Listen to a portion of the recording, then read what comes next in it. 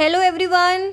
तो ये जो हमारा आज का लेक्चर है ये कौन से नंबर का लेक्चर है? ये 3rd नंबर का लेक्चर है और इससे पहले ऑलरेडी 2 लेक्चर्स कंप्लीट हो चुके हैं जिसमें हमने स्केड्यूल 1 से लेके स्केड्यूल 6 तक ऑलरेडी देख लिया है। तो let's start our lecture 3rd। तो वी आर ऑन स्केड्यूल 7। ठीक है, तो स्केड्यूल जो हमारा 7 है वो क्या बोलता है, उसमें क्या लिखा हुआ है ये देखते हैं बहुत अच्छे से।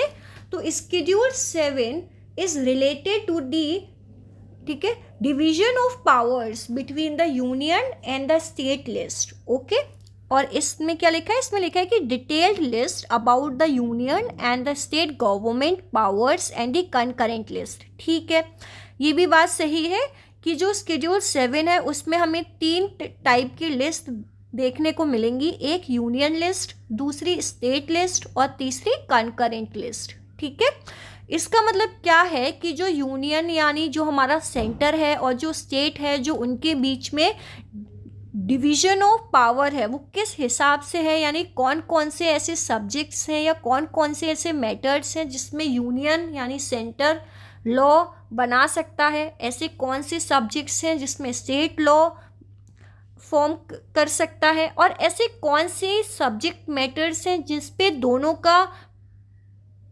पावर है, यूनियन का भी और स्टेट का भी, कि वो दोनों ही उस लिस्ट में जो भी सब्जेक्ट्स हैं उस पे लॉ बना सकते हैं। ठीक है, तो आज की हेडिंग क्या है? हेडिंग डालो स्केड्यूल 7। ठीक है, और इससे कौन सा आर्टिकल है जो इससे रिलेटेड है, वो आर्टिकल कौन सा है? Article 246 deals with the 7th schedule of the Indian constitution which mentions about the 3 lists, that is the union list and the state list, and the number 3rd one is concurrent list. Okay, in these lists or these lists specify the, क्या specify होता है in list में? they specify the division of powers between the union and the states. Okay, तो ये हमने देख लिया। ठीक है, अब देखो कौन कौन से कुछ इम्पॉर्टेंट ऐसे सब्जेक्ट मैटर्स हैं जो कि एग्ज़ाम में हम लोगों से पूछे जाते हैं कि ये कौन सी लिस्ट में, यूनियन लिस्ट में है या स्टेट लिस्ट में या कॉन्करेंट लिस्ट में। तो मैं आपको कुछ इम्पॉर्टेंट ऐसे सब्जेक्ट्स दे देती हूँ जो आप अपने याद रखना। ठीक है, तो अगर हम यूनियन लिस्ट के बारे में देखें तो सबसे पहले डालो यूनियन लिस्ट। यूनियन लिस्ट में ऐसे कौन कौन सी सब्जेक्ट्स हैं? फॉर एग्जाम्पल डिफेंस हो गया, ठीक है, इम्पॉर्टेंट है ऑब्वियसली। आर्मी हो गई हमारे पास, रेलवेज, ठीक, हाईवेज, कम्युनिकेशन,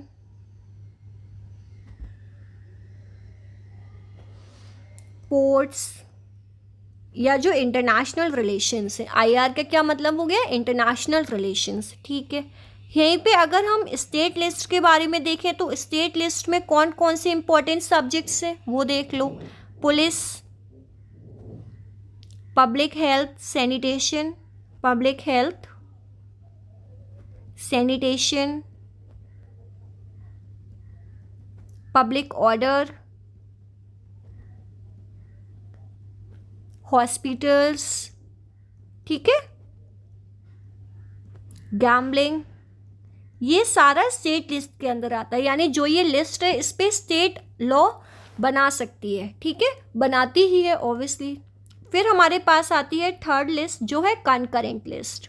ठीक है, इसमें कौन कौन से आते हैं? इसमें आ गया education, forest, trade unions, adoption, marriage. तो ये कुछ ऐसे सब्जेक्ट्स हैं इंपॉर्टेंट जो कि आपके एग्जाम्स में पूछे जा सकते हैं कि बताओ ये यूनियन लिस्ट में आता है, स्टेट लिस्ट में आता है या फिर कंकरेंट लिस्ट में आता है। ठीक है, तो ये आप बहुत अच्छे से याद रखिएगा। तो अभी हमारे पास क्या है कि जो हमारे पास स्टेट लिस्ट है, ठीक है, उसमें टोटल नंबर ऑफ कितने सब्जेक्ट्स हैं? उसमें सॉरी, जो यूनियन लिस्ट है उसमें टोटल नंबर ऑफ कितने सब्जेक्ट्स हैं? उसमें 100 सब्जेक्ट्स हैं। जो स्टेट लिस्ट है उसमें टोटल नंबर ऑफ कितने सब्जेक्ट्स हैं? उसमें अराउंड 66 आइटम्स है, 66 सब्जेक्ट्स हैं हमारे पास, ठीक है। और कंकरेंट लिस्ट में अगर हम देखेंगे तो टोटल नंबर ऑफ जो भी सब्जेक्ट मैटर्स हैं वो कितने हैं, वो 52 सब्जेक्ट मैटर्स हैं, ठीक है। जो स्टेट लिस्ट होता है, देखो ऐसा होता है कि जो स्टेट लिस्ट है, स्टेट लिस्ट में state can make laws, but ऐसा होता है कि the centre can also make laws under some circumstances, okay, जहाँ पे सेंटर भी लॉ बना सकती है। अगर हम कंकरेंट लिस्ट के बारे में देखें तो कंकरेंट लिस्ट में क्या होता है कि both the centre and the state can make laws on all the subjects that are mentioned in the concurrent list, ठीक है। और जो ये कंकरेंट लिस्ट का जो कॉन्सेप्ट है, ठीक है, ये अच्छे से याद रखना, जो ये कंकरेंट लिस्ट का कॉन्सेप्ट है ये कहाँ से आया है। This concept of the concurrent list has been borrowed from the constitution of Australia, ठीक है, from the constitution of Australia, ठीक है। इतना हो गया। अब देखो क्या होता है कंकरेंट लिस्ट में कि both the central and the state जो भी गवर्नमेंट्स हैं they can legislate on the subjects that are mentioned in the concurrent list, ठीक है। बट क्या होता है कि however in the case of a conflict, लेकिन सोचो कि अगर कोई कॉन्फ्लिक्ट हो गया, कोई लॉ है जिसपे स्टेट ने भी अपना लॉ है बनाया कोई सब्जेक्ट पे और यूनियन ने भी अपना लॉ, सेंटर ने भी एक लॉ बनाया, तो ऐसे केसेस में जब कॉन्फ्लिक्ट होता है तो the law made by the central government always prevails, कि जो सेंट्रल गवर्नमेंट का लॉ है उसी को मान्यता दी जाती है, ठीक है। ये हमारा कंकरेंट लिस्ट के बारे में हो गया। अब देखो क्या होता, अब हमारा एक और बात आप याद रखो कि जो ये एजुकेशन है या फॉरेस्ट है, जो ये मतलब आप अभी दो बातें याद रखो एजुकेशन एंड फॉरेस्ट की, कि ये पहले स्टेट लिस्ट में था और स्टेट लिस्ट से फिर इसको कंकरेंट लिस्ट में डाल दिया गया। कौन से अमेंडमेंट एक्ट से डाला गया था, ये 42nd अमेंडमेंट एक्ट से ये ट्रांसफ़र हुए थे, ठीक है। 42nd अमेंडमेंट एक्ट से ट्रांसफ़र हुए थे ये चीज़, ठीक है, ठीक है। अब हम आते हैं स्टेट लिस्ट पे, ठीक है। कंकरेंट लिस्ट हमने देख लिया पूरा, अब हम स्टेट लिस्ट पे आते हैं कि जो द सब्जेक्ट मैटर्स डिफाइंड और मेंशन्ड इन स्टेट लिस्ट होता है, the state legislature can make laws on these होता है, बट इन अदर सर्कमस्टांसेस और इन सम सर्कमस्टांसेस क्या होता है कि जो पार्लियामेंट है वो भी लेजिस्लेट कर सकता है on the subjects that are mentioned in the state list.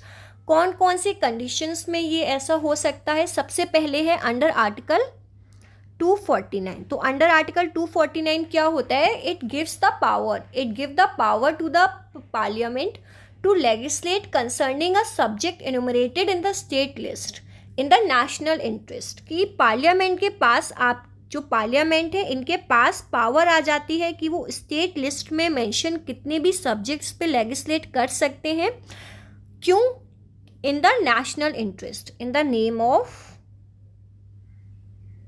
National interest, ठीक है, ठीक है। इसके अलावा और कब कब ऐसा होता है कि पार्लियामेंट लेजिस्लेट कर सकता है स्टेट लिस्ट के सब्जेक्ट्स पे, जब राज्यसभा कोई रिजोल्यूशन पास कर दे कि हाँ ठीक है हमारे ये ऐसा हमारा ये सब्जेक्ट है जिसपे we want you to legislate, we want the parliament to legislate on this subject, ठीक है। When the Rajya Sabha passes the resolution, ठीक, लिख लो, when Rajya Sabha passes the resolution, Rajya Sabha passes resolution, ठीक है। सेकेंड, ड्यूरिंग नेशनल इमरजेंसी, अगर नेशनल इमरजेंसी हो जाती है तो भी parliament can legislate over the subjects mention in the state list, okay, ठीक है। और फोर्थ हमारे पास क्या हो गया, व्हेन 2 और more state passes the resolution requesting the parliament to legislate on a subject under the state list, जब 2 या 2 से ज़्यादा, व्हेन 2 और मोर states passes the resolution requesting the parliament, ठीक है, passes the resolution, आगे का मैं नहीं लिख रही हूँ, मैं बस बोल रही हूँ, आप लोग लिख लेना कि when 2 or more state passes the resolution requesting the parliament to legislate on a subjects under the state list, तो ये हमारा स्टेट लिस्ट हो गया। यूनियन लिस्ट आप लोगों ने देख ली है, कौन कौन से जो भी इंपॉर्टेंट सब्जेक्ट्स होते हैं, लाइक डिफेंस हो गया, railway, highways, communication, international relation, ports हो गए, आर्मी। तो these subjects are all mentioned in the union list. ठीक है, तो यहाँ पे हमारा जो स्केड्यूल 7 था वो ख़त्म होता है। 8 स्केड्यूल, ठीक है, the 8 schedule mentions about the official languages. तो जो भी हमारी लैंग्वेज हैं, जो भी ऑफिशियल लैंग्वेजेस हैं, उनके बारे में कहाँ पे मेंशन है, उनके बारे में 8 स्केड्यूल में मेंशन है। ठीक है, तो टोटल कितनी लैंग्वेजेस हैं जो ऑफिशियल हैं? टोटल 22 लैंग्वेजेस हैं। ठीक है, अब देखो इसके बारे में हम, चलो ठीक है, अलग से देख लेते हैं, यहाँ पे हो नहीं पाएगा। हेडिंग डालो स्केड्यूल 8। ठीक है, तो टोटल नंबर ऑफ कितनी लैंग्वेजेस है ऑफिशियल? 22 लैंग्वेजेस है। ठीक है, ओरिजिनली हमारे पास कितनी लैंग्वेजेस थी? 14 लैंग्वेजेस थी ओरिजिनली। ठीक है, ओरिजिनली फिर इसमें अमेंडमेंट्स हुए और हमारी जितनी भी और लैंग्वेज हैं वो ऐड होती गई इसमें। ठीक है, अब ये कौन से पार्ट में मेंशन है ये भी देख लो। ये पार्ट 17 में मेंशन है और आर्टिकल कहाँ से कहाँ तक है? आर्टिकल 343 से लेके आर्टिकल 351 तक तुमको मेंशन मिलेगा। ठीक है, आर्टिकल्स और पार्ट्स के बारे में हम हमारे अपकमिंग जो भी लेक्चर्स हैं उनमें विल सी। अभी हम सिर्फ हमारे 8 स्केड्यूल पे फोकस करते हैं। ठीक है, अब देखो टोटल पहले कितनी लैंग्वेजेस थी? 14 लैंग्वेजेस थी हमारे पास। ठीक है, तो सबसे पहले क्या हुआ कि 21st कॉन्स्टिट्यूशनल अमेंडमेंट एक्ट हुआ 1967 में, जिसमें हमारी एक लैंग्वेज ऐड की गई और जिसका नाम था सिंधी। तो Sindhi becomes the official language by 21st constitutional amendment act 1967। Okay, then again in 1992 here comes the constitutional amendment that we call 71st constitutional amendment act 1992। तो इससे क्या हुआ? इससे 3 और लैंग्वेजेस ऐड की गई। कौन कौन सी? एक कोंकणी, ठीक है, Manipuri, and the third one is Nepali. Okay, उसके बाद क्या हुआ कि फिर हमारे पास 92nd कॉन्स्टिट्यूशनल अमेंडमेंट एक्ट आता है 2003 में, जिसके बाद हमारी 4 और लैंग्वेजेस थी वो ऐड हुई। कौन कौन सी? बोडो, डोंगरी, मैथिली एंड संथली। ठीक है, तो ये याद रखना है कि सबसे पहले कितनी लैंग्वेजेस थी? 14 लैंग्वेजेस थी। उसके बाद हमारा 21st कॉन्स्टिट्यूशनल अमेंडमेंट एक्ट हुआ 1967, जिससे सिंधी ऐड हुई। उसके बाद 71st कॉन्स्टिट्यूशनल अमेंडमेंट एक्ट हुआ 1992 का, जिससे कोंकणी, मणिपुरी और नेपाली लैंग्वेज ऐड हुई। 92nd कॉन्स्टिट्यूशनल अमेंडमेंट एक्ट हुआ 2003 में, जिससे बोडो, डोंगरी, मैथिली और संथली ऐड हुई। ठीक है, ये चीज़ हमें याद रखनी है। अच्छा, अगर हम ऑफिशियल लैंग्वेजेस के लिए देखते हैं तो ऑफिशियल लैंग्वेजेस के अलावा एक और लैंग्वेज स्टेटस होता है जिसको हम क्लासिकल लैंग्वेज स्टेटस बोलते हैं। ठीक है, तो क्लासिकल लैंग्वेज स्टेटस जो वो कैटेगरी है वो 2004 में आई थी। ये याद रखना, मैं आगे आप लोगों को और अच्छे से समझा दूंगी, तो अभी इतना ना वरी हूँ। ठीक है, ये चीज़ हो गया। तो ये हमारा 8 स्केड्यूल था जिसमें टोटल नंबर ऑफ लैंग्वेजेस 22 है। पार्ट 17 में आता है, आर्टिकल 343 से लेके आर्टिकल 351 तक आता है। ठीक है, ये स्केड्यूल यहाँ पे ख़त्म हो गया। ठीक है, तो इतना हो गया हमारे पास। अब हमारे पास कौन सा स्केड्यूल आता है? हमारे पास स्केड्यूल 9 आता है। ठीक है, तो स्केड्यूल 9 में हमारे पास क्या लिखा हुआ है? यहाँ पे एक लाइन लिखी हुई है कि validation of certain acts and regulations. ठीक है, तो इसका क्या मतलब हुआ हम ये देखते हैं।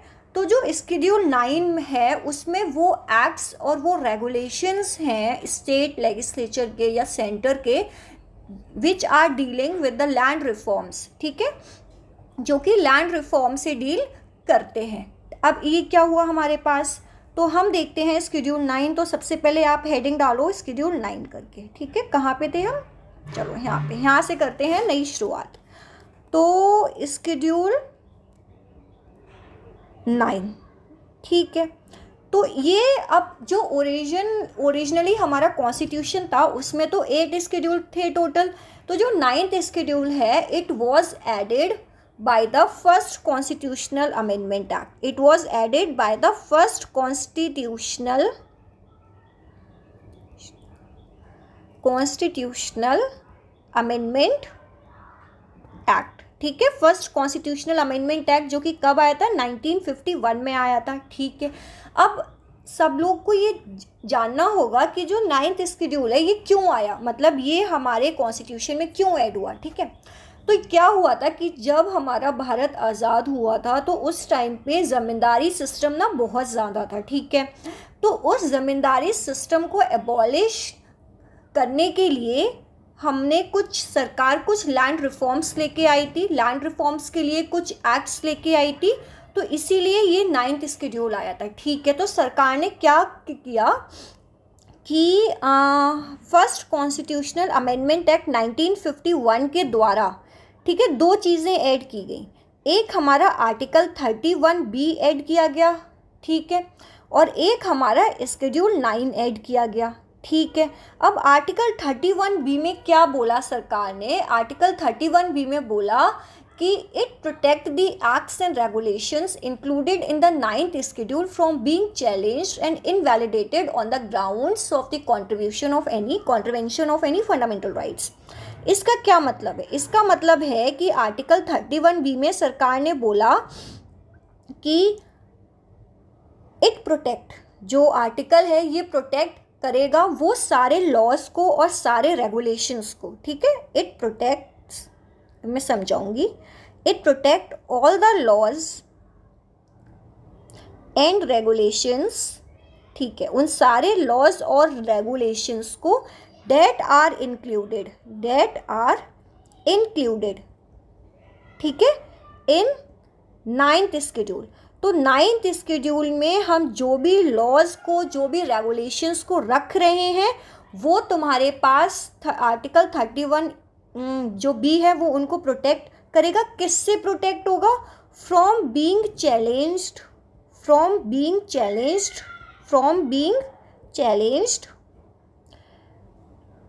on the grounds of contravention of any fundamental rights, ठीक है, of any fundamental rights, कि जो ये 9th स्केड्यूल में जो भी तुम्हारे लॉज और रेगुलेशंस आते हैं, ठीक है, इनको आप सुप्रीम कोर्ट में जाके या किसी भी कोर्ट में जाके चैलेंज नहीं कर सकते। क्यों, किस लिए चैलेंज नहीं कर सकते कि ये कहीं कोई भी फंडामेंटल राइट वॉलेट तो नहीं कर रहे हैं। अगर ये कोई फंडामेंटल राइट वॉलेट भी कर रहे हैं तो भी आप इनको कोर्ट में जाके चैलेंज नहीं कर सकते। तो इसीलिए ये हमारा आर्टिकल 31B आया था और स्केड्यूल 9 आया था। तो स्केड्यूल 9 में हमने जो भी एक्ट्स थे और रेगुलेशंस थे वो हमने रख दिए थे, ठीक है। तो सबसे पहले इसमें कितने एक्ट्स या रेगुलेशंस रखे गए, 13 टोटल रखे गए, ठीक है। टोटल नंबर ऑफ लॉज कितने रखे गए, 13 रखे गए हमारे पास, ठीक है। अब देखो क्या हुआ तुम्हारे पास, हमारे अब क्या होता है कि हमारे पास 2 आर्टिकल होते हैं इससे डील होने के लिए। एक आर्टिकल तुम्हारा 31A होता है और एक आर्टिकल 31B होता है। हमने आर्टिकल 31B देख लिया कि ये सारे ही लॉज और रेगुलेशंस को प्रोटेक्ट करता है, लेकिन जो हमारा आर्टिकल 31A क्या था, ये कुछ ही कैटेगरीज ऑफ लॉज को प्रोटेक्ट ना करता है। तो आर्टिकल 31A भी देख लो कि इट प्रोटेक्ट्स ओनली 5 कैटेगरीज, ठीक है, of laws from being challenged. ये हो गया तुम्हारे पास। अब क्या बोला गया हमारे पास कि अब क्या हुआ कि आज की डेट में जो 9th स्केड्यूल है उसमें टोटल आई थिंक 285 और 284 लॉज हैं हमारे पास। कितने हैं करेंटली, अगर हम आज की डेट में बात करते हैं तो currently it have around 284 laws, ठीक है। तो तो क्या होता है कि स्टार्टिंग में जो तुम्हारा 9th शेड्यूल था इसमें सिर्फ वही लॉज रखे गए जो कि जमींदारी सिस्टम के लिए थे, जो हमारे लैंड रिफॉर्म्स हो रहे थे उनके लिए थे, ठीक है। लेकिन धीरे धीरे क्या होता गया, जो हमारा पार्लियामेंट है जो वो इसमें वो भी लॉज आते गए जो उनकी मर्जी के थे, यानी जो लैंड रिफॉर्म से रिलेटेड नहीं थे और जो वो जुडिशियल स्क्रूटनी से प्रोटेक्ट करना चाहते थे। ये हो गया हमारे। तो क्या हुआ कि हमारे पास फिर एक केस आता है सरकार के पास जिसको आईआर कोहलियो केस बोलते हैं। क्या बोलते हैं? आईआर कोहलियो केस 2007 में आता है ये हमारे पास, ठीक है। आईआर कोहलियो केस 2007 में आता है। तो इस केस में क्या होता है, इस केस में द सुप्रीम कोर्ट की रूलिंग आती है।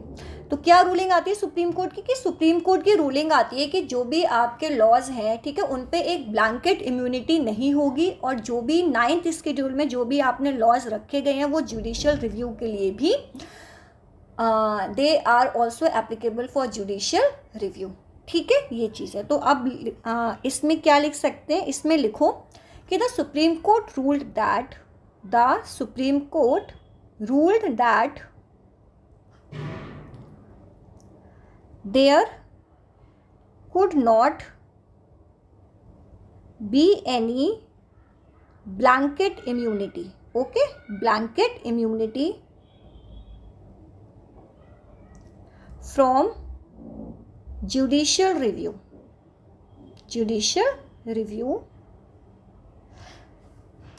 of laws mentioned in 9th schedule, ठीक है। The court held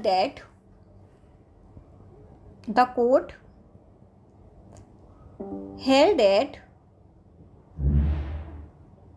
the judicial review, JR का मतलब क्या हो गया? Judicial review is a basic structure या basic feature of the Indian constitution, ठीक है, Indian constitution. So all the laws placed under the 9th schedule after 24 April 1973। ये कौन सी डेट है? 24 अप्रैल 1973। ये वो डेट है जब केशव नंदा भारती केस का रूलिंग आया था, ठीक है, जजमेंट आया था।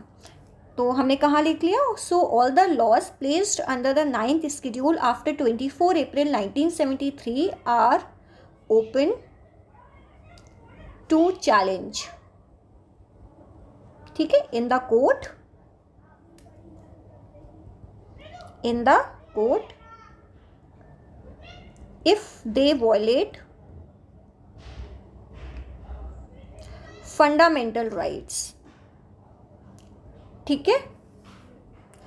तो ये आ गया आप लोगों को समझ में कि 9th शेड्यूल क्यों आया था और कौन से कॉन्स्टिट्यूशनल अमेंडमेंट एक्ट से वो ऐड हुआ था। It was added by the first constitutional amendment act 1931। जो भी हमारे लैंड रिफॉर्म से रिलेटेड जितने भी लॉज थे उनको बचाने के लिए फ्रॉम द जुडिशियल स्क्रूटनी से ये हमने लॉज 9th शेड्यूल में रखे थे। लेकिन फिर क्या हुआ कि इसमें और भी लॉज आते गए जो कि लैंड रिफॉर्म से रिलेटेड नहीं थे, तो इसीलिए आईआर कोहलियो केस आया 2007 में, जहाँ पे सुप्रीम कोर्ट की एक रूलिंग आती है। उन्होंने कहा कि हम कोई भी लॉज पे जो 9th शेड्यूल में है उन पे ब्लैंकेट इम्यूनिटी नहीं डाल सकते। तो जो भी लॉज 24 अप्रैल 1973 के बाद से इसमें ऐड हुए हैं, they all are open for judicial scrutiny, they all are open for judicial review if they violate any fundamental rights, ठीक है।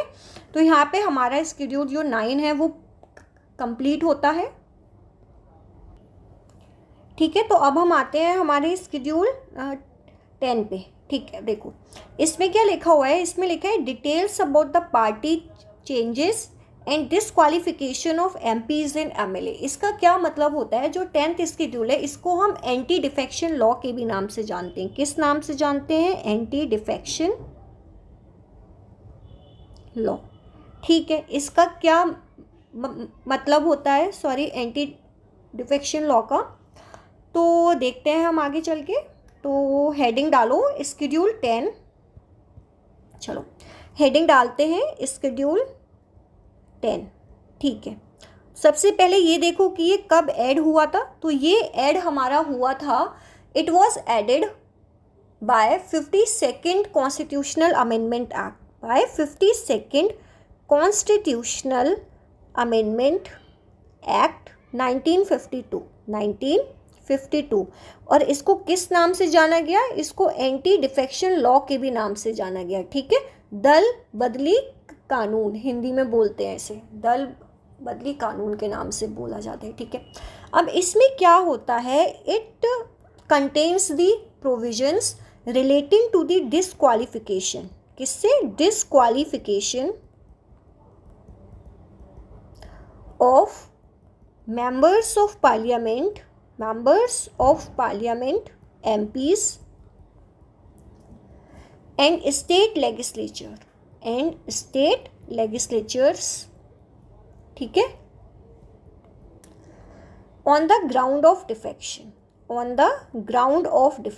तो यहाँ पे डिफेक्शन का मतलब क्या है, डिफेक्शन का मतलब हो गया तुम्हारे पास कि जब तुम्हारे पास जो भी इलेक्टेड मेंबर्स होते हैं, ठीक है, लेजिस्लेचर के हो गए या फिर आपके पार्लियामेंट के हो गए, ये अपने कुछ फ़ायदे के लिए due to their personal motives और due to their personal enhancement से कुछ भी बोल दो, उसके लिए जो ये पार्टी को चेंज करते हैं। तो क्या होता है कि ये इलेक्ट तो होते हैं किसी और पार्टी से, फिर ये क्या होते हैं कि अपने पर्सनल मोटिव के लिए फिर ये पार्टी चेंज कर लेते हैं, फिर एक पार्टी से दूसरी पार्टी में जाते हैं, दूसरी से तीसरी पार्टी में जाते हैं, फिर वापस एक पार्टी में आ जाते हैं। तो इससे क्या हुआ कि इससे प्रॉब्लम्स आनी शुरू हो गई। ठीक है, तो इसीलिए हमारी सरकार एक कानून लेके आई है जिसको एंटी डिफेक्शन लॉ बोलते हैं, जो कि 10th शेड्यूल में हमारा रखा गया। ठीक है, ये चीज़ हमने देख ली। अब एक और देखो बहुत अच्छे से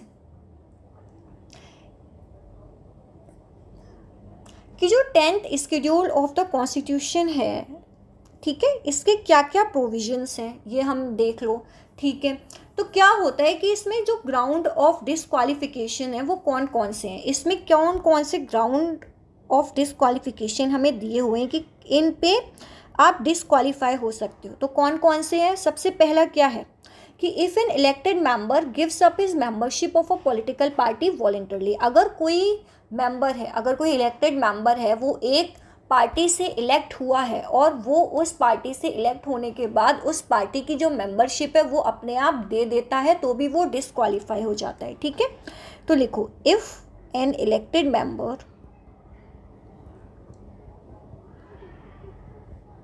gives up his membership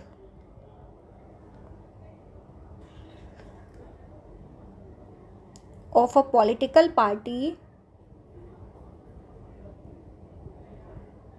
voluntarily, ठीक है, तो भी वो डिसक्वालीफाई हो जाएगा। ठीक है, सेकेंड पॉइंट क्या हो गया कि इफ ही वोट्स और abstains from voting in the house contrary to the direction issued by his political party, कि जो उसकी पॉलिटिकल पार्टी है उसने कुछ डायरेक्शंस दिए हैं। ठीक है, कि अगर तुम्हारे पास पार्लियामेंट है, अगर उसमें वोटिंग चल रही है, तो तुम्हारी जो पॉलिटिकल पार्टी है उसने कोई डायरेक्शन दिया है कि ठीक है, you have to vote against it और you have to vote in favour of this. तो जो भी इलेक्टेड मेंबर है, अगर वो वोट नहीं करता है या उसके फेवर में जो उसको डायरेक्शंस दिए गए हैं उस फेवर में वो वोट नहीं करता है, तो भी वो डिसक्वालीफाई हो जाता है। ठीक है, if he votes or abstain from voting in the house, ठीक है, contrary to the directions given by his political party, given by his political party। Okay, ठीक है, थर्ड क्या मेंशन है, थर्ड मेंशन है कि जो भी कोई एक मेंबर है जो कि इंडिपेंडेंटली इलेक्ट हुआ है, और वो अगर कोई भी पॉलिटिकल पार्टी ज्वाइन कर लेता है तो भी वो डिस्क्वालीफाई हो जाएगा, ठीक है। ठीक है, तो लिखो if any member who is independently elected joins any political party, ठीक है, joins any political party। Fourth point क्या है हमारे पास?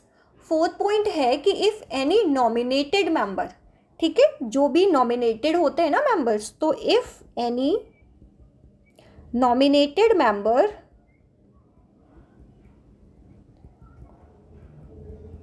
joins any political party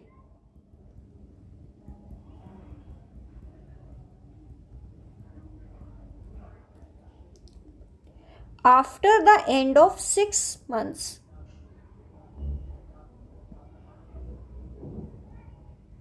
इसका क्या मतलब हुआ? इसका मतलब हुआ कि 6 महीने के अंदर अंदर अगर कोई नॉमिनेटेड मेंबर कोई पॉलिटिकल पार्टी ज्वाइन कर लेता है तो वो डिस्क्वालीफाई नहीं होगा, लेकिन अगर वो 6 महीने के बाद कोई पॉलिटिकल पार्टी ज्वाइन करता है तो वो डिस्क्वालीफाई हो जाएगा, ठीक है। फिफ्थ क्या है? अब फिफ्थ एक इम्पॉर्टेंट पॉइंट है, वो देखो कि जो ये, ठीक है, डिसीजन है ऑन डिस्क्वालिफिकेशन, ठीक है, ये कौन लेता है? ये स्पीकर लेता है, और जो स्पीकर है उसका ही डिसीजन फाइनल होता है, ठीक है। तो डिसाइडिंग अथॉरिटी कौन होता है? स्पीकर होती है डिसाइडिंग अथॉरिटी। इस तरह से लिखो, डिसाइडिंग अथॉरिटी कौन होता है? स्पीकर, और इसका जो डिसीजन होता है वो फाइनल होता है, ठीक है। अब देखो, अब हमें ये बताओ कि जो ये स्पीकर है, क्या इसका जो डिसीजन है क्या वो किसी कोर्ट में, या वो क्या it is subject to judicial review? तो पहले क्या था कि पहले ऐसा नहीं था, पहले ये बोला था कि जो प्रिसाइडिंग ऑफिसर है उसका जो डिसीजन होगा वो फाइनल होगा और किसी भी कोर्ट में क्वेश्चन नहीं किया जाएगा, ठीक है। लेकिन तुम्हारे पास एक केस आता है जिस केस का नाम था क्वियोटो होलोहन केस, ठीक है, क्वियोटो होलोहन केस कब आता है? 1992 में आता है। तो यहाँ पे सुप्रीम कोर्ट ने बोला that supreme court ruled that this, अच्छा लिख ही लो कि supreme court ruled that this provision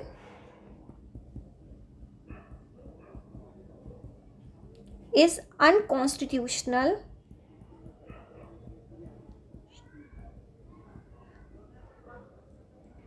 ठीक है। तो क्या हुआ कि ब्लैंकेट इम्यूनिटी नहीं है, जो भी स्पीकर है जो उसका, ठीक है, डिसीजन है वो फाइनल तो है, लेकिन हम उसको चैलेंज कर सकते हैं सुप्रीम कोर्ट में, ठीक है। तो ये हमारा हो गया शेड्यूल 10 जो कि एंटी डिफेक्शन लॉ है।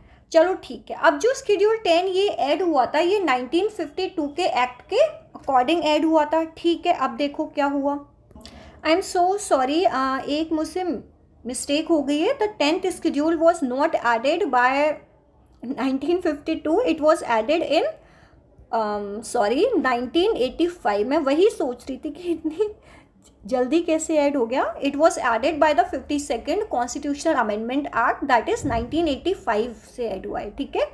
तो I am so sorry guys, ठीक है।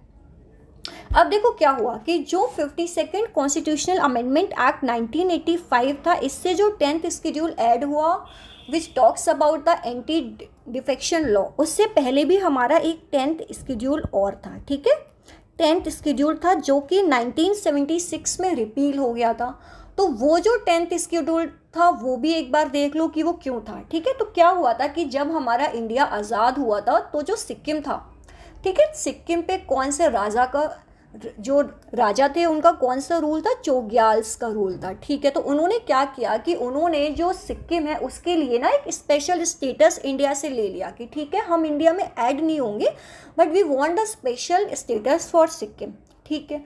तो क्या हुआ कि ऐसा होते होते 1974 के आसपास क्या हुआ कि सिक्किम में देयर वॉज अ टेंशन, ठीक है, एजिटेशन स्टार्ट हो गया सिक्किम में। जो वहाँ के लोग थे they demanded the democratic setup, ठीक है, उन्होंने बोला कि नहीं, हमें तो एक ना डेमोक्रेटिक सेटअप चाहिए, we don't want any king और the ruling of the Chogyals और एनी अदर डायनेस्टी। तो इससे क्या हुआ कि तुम्हारा एक 35th कॉन्स्टिट्यूशनल अमेंडमेंट एक्ट आता है, ठीक है। कौन सा एक्ट आता है? 35th कॉन्स्टिट्यूशनल अमेंडमेंट एक्ट आता है 1975 में, ठीक है, 1975 में।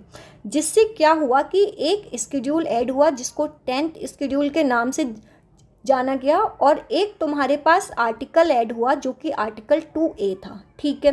तो इस 10th स्केड्यूल में क्या बोला गया कि इसमें बोला गया कि जो हमारा सिक्किम है ना वो तुम्हारा एक प्रोटेक्टोरेट स्टेट रहेगा, ठीक है। ये बोला गया कि it Sikkim to be the associated of the union, यानी एक एसोसिएट स्टेट रहेगा, एसोसिएट स्टेट रहेगा सिक्किम, ठीक है।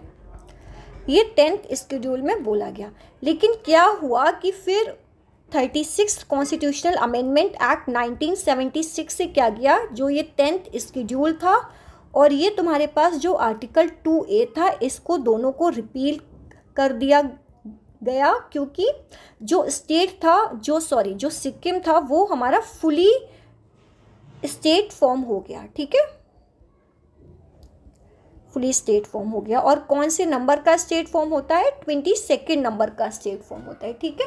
तो ये याद रखना कि 10th स्केड्यूल जो 1985 में ऐड हुआ था उससे पहले 1975 में ऐड हुआ था bye 35th constitutional amendment act, जिससे जो सिक्किम है उसे एक एसोसिएट स्टेट का दर्जा प्राप्त हुआ था। लेकिन 36 कॉन्स्टिट्यूशनल अमेंडमेंट एक्ट जो कि 1976 में आया था उससे उसको रिपील कर दिया गया और सिक्किम को एक फुली स्टेट का दर्जा दिया गया, ठीक है। और सिक्किम कौन सा स्टेट फॉर्म होता है इंडिया का? सिक्किम 22nd स्टेट फॉर्म होता है इंडिया का, ठीक है। इतना हो गया सब लोगों को याद। तो आज हमारे पास जो स्केड्यूल थे वो हमारे पास 7, 8, 9 और 10, हमने 4 स्केड्यूल देख लिए। तो आज के लिए बस इतना ही।